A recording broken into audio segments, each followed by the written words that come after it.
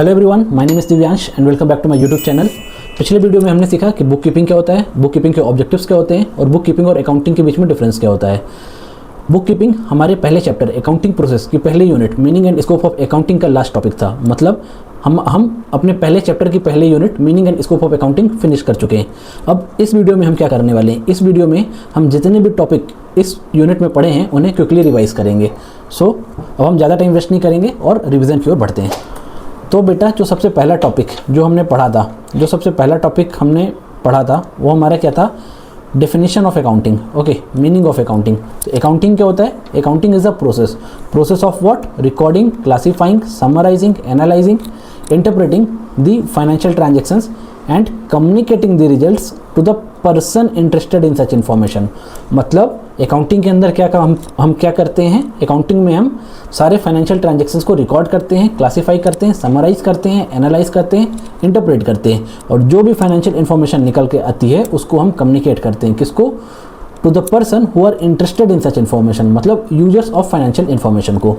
तो सर ये डेफिनेशन पढ़ के हमें ऐसा लग रहा है कि हमारा जो अकाउंटिंग प्रोसीजर है that is divided into 2 parts. बिल्कुल सही लग रहा है बेटा। वो 2 पार्ट्स कौन कौन से हैं? Generating the financial information and using the financial information.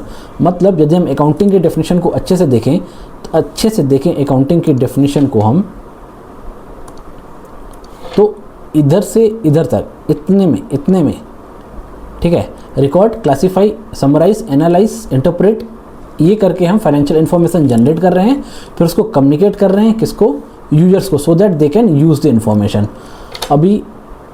So this is the definition of accounting. अभी हम आगे बढ़ते हैं और आगे बढ़ के पढ़ते हैं कि what is the procedural aspect of accounting, what are the procedural aspects of accounting.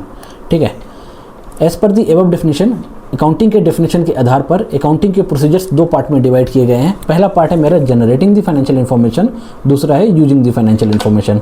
अब हम चलते हैं अपने अकाउंटिंग प्रोसीजर के पहले पार्ट को रिवाइज करने, जो कि क्या है, जो है जनरेटिंग द फाइनेंशियल इन्फॉर्मेशन। तो बेटा किसी भी फाइनेंशियल इन्फॉर्मेशन को जनरेट करने के लिए हमें 6 स्टेप्स को फॉलो करना पड़ता है। उनमें से पहला स्टेप क्या है? रिकॉर्डिंग। रिकॉर्डिंग क्या कहता है कि I am the first step of accounting. Okay, मैं क्या करूंगा, रिकॉर्डिंग क्या करेगा? रिकॉर्डिंग सारे फाइनेंशियल ट्रांजैक्शंस को बुक्स ऑफ अकाउंट में रिकॉर्ड करेगा। और वो बुक्स ऑफ अकाउंट कौन से होंगे? जनरल और सब्सिडरी बुक। इससे क्या होगा, जो तुम्हारे ट्रांजैक्शंस हैं उनका परमानेंट और सिस्टमैटिक रिकॉर्ड एक जगह पे अवेलेबल हो जाएगा। हाँ, हम रिकॉर्डिंग तो करेंगे, बट रिकॉर्डिंग करने के लिए I must have the supporting documents. जैसे सेल किया तो सेल्स इनवॉइस, परचेस किया तो परचेस इनवॉइस, कोई एक्सपेंडिचर इनकर किया तो उसका इनवॉइस, बैंक की पासबुक, सैलरी पे किया तो हम सैलरी स्लिप भी यूज़ कर सकते हैं। उसके बाद जो मेरा दूसरा स्टेप है that is the classifying. Classifying क्या कहता है कि सर हमने ट्रांजैक्शन रिकॉर्ड कर लिया, अब हम क्या करेंगे? अब हम ट्रांजैक्शंस की ग्रुपिंग करेंगे on the basis of nature. ठीक है, अब हम क्या करेंगे? ट्रांजैक्शंस की ग्रुपिंग करेंगे on the basis of nature और इस प्रोसेस को हम क्लासीफाइंग करते हैं। ठीक है सर, हम ग्रुपिंग करेंगे, लेकिन हम ग्रुपिंग करेंगे कहाँ पे? हम करेंगे grouping in a book called ledger. उसके अंदर हम सेपरेट अकाउंट्स खोलेंगे for the multiple items of same natures. Okay, जैसे कि क्या? जैसे कि मैंने सेल किया तो सेल्स अकाउंट खोल दूंगा, मैंने सैलरी पे की तो मैं सैलरी अकाउंट खोल दूंगा, मैंने एडवर्टीजमेंट कराया तो मैं एडवर्टीजमेंट अकाउंट खोल दूंगा। ऐसे इससे क्या होगा, क्लासीफाइंग करने से क्या होगा कि सारे सिमिलर नेचर के ट्रांजैक्शन एक जगह पे अपने आप कलेक्ट हो जाएंगे। उसके बाद आता है समराइजिंग। समराइजिंग क्या कहता है कि जो तुमने डेटा क्लासीफाई किया है उसको शॉर्ट एंड यूजफुल फॉर्म में प्रेजेंट करेंगे। और वो शॉर्ट एंड यूजफुल फॉर्म क्या होता है? ट्रायल बैलेंस होता है। और फिर उस ट्रायल बैलेंस से हम फाइनेंशियल स्टेटमेंट्स बनाएंगे। मेन फाइनेंशियल स्टेटमेंट्स कौन से होते हैं? Trading account, profit and loss account, balance sheet. ठीक है, इससे क्या होगा? इससे हमें बिजनेस की प्रॉफिटेबिलिटी पता चलेगी और बिजनेस की फाइनेंशियल पोजीशन पता चलेगी। फिर समराइजिंग के बाद क्या आता है? एनालाइजिंग क्या कहता है? एनालिसिस का मतलब क्या होता है? एनालिसिस का मतलब होता है किसी भी चीज़ की केयरफुल स्टडी। तो यहाँ पे हम क्या कर रहे हैं? यहाँ पे हम फाइनेंशियल स्टेटमेंट्स की बात कर रहे हैं। तो एनालिसिस के अंदर हम क्या करेंगे? फाइनेंशियल स्टेटमेंट्स की केयरफुल स्टडी करेंगे और between different items relationship establish करेंगे। जैसे मल्टीपल रेशियोज, जैसे वेरियस रेशियोज हो गया, करंट रेशियो निकालना हो गया। जैसे अपन PQR वाला एग्जांपल देखें, उसमें हमने क्या किया था, एक एडिशनल मशीन परचेस की थी, तो उसमें हमने क्या किया था, हम देख रहे थे हमारी लिक्विडिटी हैम्पर हो रही है, वो हमें कैसे पता चली थी, वो हमें पता चली थी करंट रेशियो निकाल के। सो एनालिसिस में हम यही करते हैं। एनालिसिस में पहले तो हम फाइनेंशियल स्टेटमेंट्स की अच्छे से स्टडी करेंगे, फिर स्टडी करते करते between different items relationship establish करेंगे, आइदर थ्रू मल्टीपल रेशियोज और थ्रू चार्ट्स और या फिर कोई स्टेटमेंट्स के थ्रू।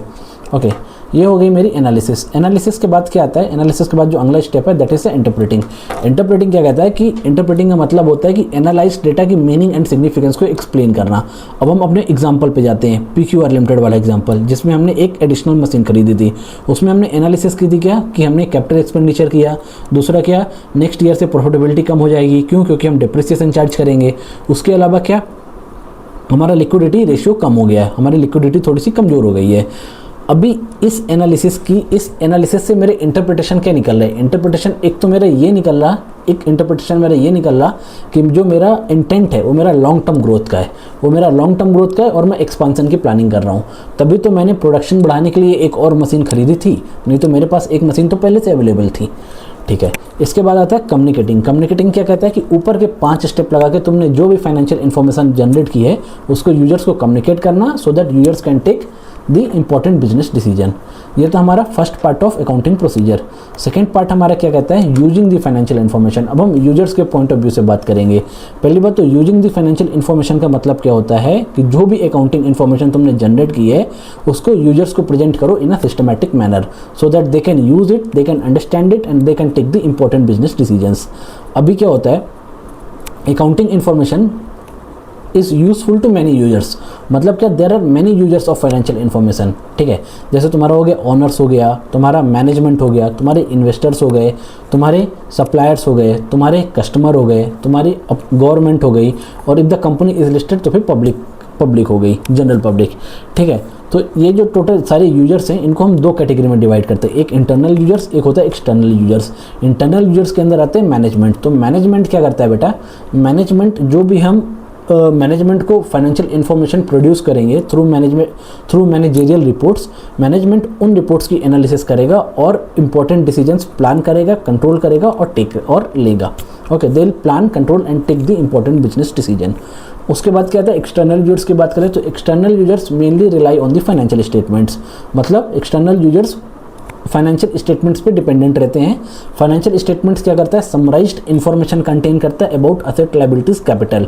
ठीक है, on the basis of that उनको एक अंडरस्टैंडिंग मिलती है कि कंपनी की क्या प्रॉफिटेबिलिटी है, कंपनी की क्या फाइनेंशियल पोजीशन है, कंपनी मार्केट में कितने टाइम तक सर्वाइव कर पाएगी।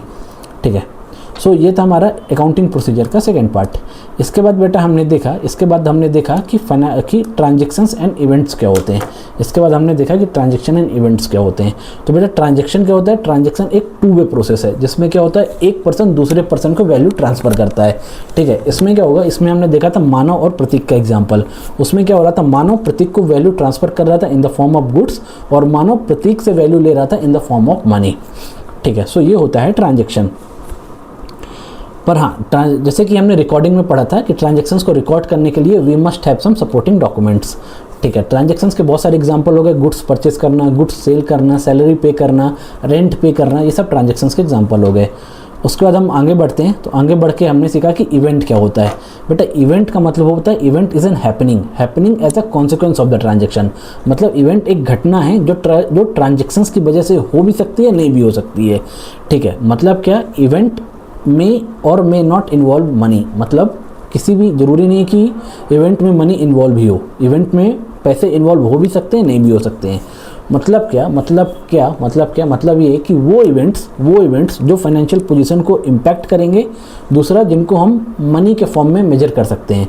मतलब वो इवेंट जिनमें जो फाइनेंशियल पोजीशन को इम्पैक्ट करेंगे और उनका मेजरमेंट पॉसिबल है इन टर्म्स ऑफ मनी, उन इवेंट्स को हम एज अ ट्रांजैक्शन रिकॉर्ड करेंगे अपने बुक्स ऑफ अकाउंट पे। अभी इसका मतलब क्या हुआ, इसका मतलब बहुत सिंपल सा हुआ कि सारे ट्रांजैक्शन इवेंट्स हैं पर सारे इवेंट्स ट्रांजैक्शन नहीं है। सर एग्जांपल दो ऐसे इवेंट का जो ट्रांजैक्शन नहीं है, अपॉइंटमेंट ऑफ डायरेक्टर, इसमें इसको तुम पैसे में मेजर नहीं कर सकते हो। दूसरे तुम्हारे किसी एम्प्लॉय की डेथ हो गई या तुम्हारा पार्टनर रिटायर हो गया, so you can not measure this event in terms of money. Okay, so ये था हमारा इवेंट के बारे में। इसके बाद हमने एक छोटा सा एग्जांपल देखा था जिसमें हमने सरप्लस कैलकुलेट किया था और हमने देखा था कि हम क्या कर रहे हैं, हम परचेस किए थे, फिर हम सेल किए थे, उससे हमारा कुछ स्टॉक बच भी गया था, इन्वेंट्री बच गई थी और इनमें हमारा सरप्लस आ रहा था।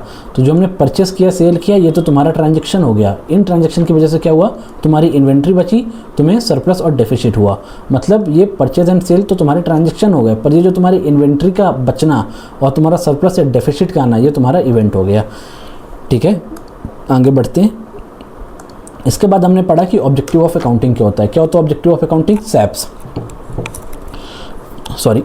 का मतलब क्या है? सैप्स का मतलब है S stands for systematic recording of transaction, A stands for ascertainment of result of the above recorded transaction through how by preparing trading and profit and loss account। उसके बाद थर्ड A का क्या मतलब हो गया कि ascertainment of financial position of the business, कैसे? Balance sheet बना के। उसके बाद P से तुम्हारा क्या मतलब हो गया? providing useful information to the user so that they can take important business decision। फिर S क्या हो गया? to know the solvency position। solvency position क्या बोलती है? ability of the business to meet its short term and long term liabilities is known as the solvency position। Okay, so ये था हमारा ऑब्जेक्टिव ऑफ अकाउंटिंग। अब हम पढ़ेंगे functions of accounting. ठीक है, फंक्शंस ऑफ अकाउंटिंग में हमने क्या पढ़ा था कि my father drives car carefully gentle. ठीक है, my father drives car carefully gentle, जिसमें माई का एम से क्या मतलब था? एम का मतलब था मेजरमेंट। एक मेजरमेंट क्या कहता है कि with the help of accounting हम बिजनेस की पास्ट परफॉर्मेंस को मेजर कर सकते हैं और करंट ईयर की प्रॉफिटेबिलिटी और फाइनेंशियल पोजीशन डिटरमाइन कर सकते हैं। उस पर आता है क्या? फादर का क्या मतलब था? फोरकास्टिंग का मतलब क्या? हम पास्ट ट्रेंड्स एंड रिकॉर्ड्स को यूज़ करके फ्यूचर परफॉर्मेंस को प्रिडिक्ट कर सकते हैं। फिर उसके बाद कहता है ड्राइव्स मतलब क्या? Decision making. ये क्या बोलता है कि हम यूजर्स को फाइनेंशियल इंफॉर्मेशन प्रोड्यूस करेंगे so that user can take the important business decision. उसके बाद क्या आता था? माई फादर ड्राइव्स कार का मतलब क्या था? Comparison and evaluation. ये क्या कहता है कि जो हमारे एक्चुअल रिजल्ट्स आए हैं उनको हम प्लान टारगेट से कंपेयर कर सकते हैं और उनके बीच में जो डेविएशन आ रहा है उसको हम इवेल्युएट कर सकते हैं। फिर उसके बाद क्या आता है? My father drives car careful stands for control का मतलब कंट्रोल क्या कहता है कि with the help of accounting business operation में जहाँ पे वीकनेस होगी हम उसको आइडेंटिफाई करेंगे, मैनेजमेंट को कम्युनिकेट करेंगे so that the management can take the corrective action. फिर उसके बाद हमारा क्या था? Gentle stands for government regulation and taxation. मतलब क्या? अकाउंटिंग की मदद से हम गवर्नमेंट को नेसेसरी इन्फॉर्मेशन प्रोड्यूस करेंगे for the purpose of taxation, for the purpose of regulatory requirement. So ये था हमारा फंक्शंस ऑफ अकाउंटिंग। इसके बाद बेटा हमने सीखा कि बुक कीपिंग क्या होता है। सर लेकिन बुक कीपिंग के पहले सर अकाउंटिंग क्या होती है? Accounting is a process of recording, classifying, summarising, analysing, interpreting the financial transaction and communicating the results to the person interested in such information. Accounting के अंदर आता है रिकॉर्डिंग एंड क्लासिफाइंग। ठीक है, रिकॉर्डिंग एंड क्लासिफाइंग को भी book keeping कहते हैं। मतलब क्या? Book keeping is concern with the recording and classifying. मतलब बुक कीपिंग में हम क्या करेंगे? ट्रांजैक्शंस को जनरल बुक में रिकॉर्ड करेंगे और जनरल से हम लेजर प्रिपेयर करेंगे। That's it. तो अब हम बुक कीपिंग की डेफिनेशन देख लेते हैं क्या लिखी है। बुक कीपिंग की डेफिनेशन है कि recording of all financial transaction in books of account. कैसे? In a systematic and orderly manner. ठीक है, it includes what? Recording and classifying. ठीक है, with the help of book keeping records हम क्या करेंगे? फाइनेंशियल स्टेटमेंट्स प्रिपेयर करेंगे। Book keeping के ऑब्जेक्टिव क्या था? CRF। केवल दो ऑब्जेक्टिव हैं। CR से मतलब है complete recording of all financial transactions और F का मतलब है ascertainment of financial effect on the business. That's it. इसके बाद बेटा हमने देखा कि बुक कीपिंग और अकाउंटिंग में डिफरेंस क्या है। बुक कीपिंग और अकाउंटिंग में टोटल 6 डिफरेंस हैं। सबसे पहला डिफरेंस क्या है? बुक कीपिंग में हम क्या करेंगे? जनरल और लेजर बनाएंगे। मतलब book keeping is concern with recording and classifying, whereas accounting is concern with summarising of the recorded transaction. उसके बाद बुक कीपिंग क्या करता है? बुक कीपिंग बेस फॉर्म करता है किसका? अकाउंटिंग का। मगर अकाउंटिंग क्या होती है? लैंग्वेज ऑफ द बिजनेस होती है। बुक कीपिंग में मतलब जनरल और लेजर की मदद से हम फाइनेंशियल स्टेटमेंट्स नहीं प्रिपेयर कर सकते, मगर अकाउंटिंग के अंदर जनरल और लेजर की मदद से हम ट्रायल बैलेंस बनाएंगे, ट्रायल बैलेंस से हम फाइनेंशियल स्टेटमेंट्स बनाएंगे। मतलब with the help of book keeping records will prepare the financial statements in accounting. उसके बाद मेरा फोर्थ पॉइंट क्या कहता है कि जनरल और लेजर मतलब बुक कीपिंग रिकॉर्ड्स के बेसिस पे कोई भी मैनेजरियल डिसीजन नहीं लिया जा सकता है, मगर अकाउंटिंग रिपोर्ट्स के बेसिस पे मैनेजरियल डिसीजन लिया जा सकता है। उसके बाद क्या? बुक कीपिंग के कोई सब फील्ड्स नहीं होता, लेकिन अकाउंटिंग के वेरियस सब फील्ड्स होते हैं। एग्जाम्पल तुम्हारा हो गया फाइनेंशियल अकाउंटिंग, मैनेजमेंट अकाउंटिंग। और लास्ट पॉइंट हमारा क्या कहता है कि बुक कीपिंग रिकॉर्ड्स की हेल्प से हम financial position of the business ascertain नहीं कर सकते हैं, मगर अकाउंटिंग रिकॉर्ड्स की हेल्प से हम बिजनेस की फाइनेंशियल पोजीशन असर्टेन कर सकते हैं। सो हमने क्या किया, हमने क्विकली रिवाइज कर लिया कि meaning and scope of accounting में हमने क्या क्या पढ़ा था। So that's all about the meaning and scope of accounting unit. See a Divyansh signing off. Stay tuned for my next video.